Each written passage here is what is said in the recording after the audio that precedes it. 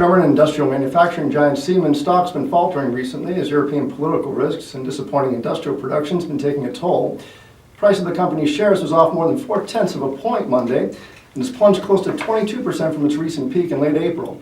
Siemens' industrial business in the first quarter fell 14% from the prior year, mainly due to a sharp decline in its power and gas segment. This occurred as German industrial production fell 1.6% in February from the previous month, and as EU industrial production missed analyst estimates in that same month as well. Meanwhile, Siemens said its quarterly results were also impacted by negative currency effects.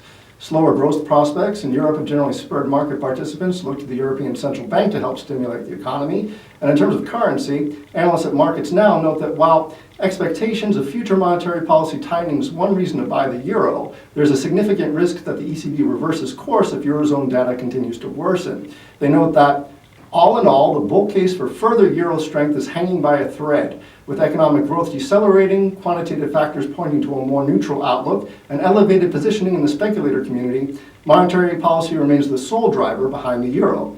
The euro-US dollar pair was recently trading up about 0.4% in the day to 123.76. However, Markets Now said, unless the euro can strengthen above 125 on significantly higher volumes, the outlook for the currency is looking more neutral. Meanwhile, populist movements have been spreading across Europe, with anti-establishment parties recently gaining some traction in Italy. Market players have been fretting about the potential for further Brexit-style departures by some EU member nations, including Italy.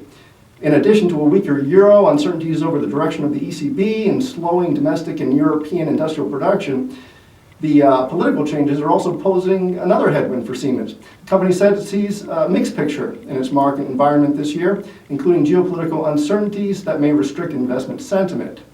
Visit the IB Traders Insight platform to hear more about what our contributors are saying about the state of the market. I'm Stephen Levine for Interactive Brokers.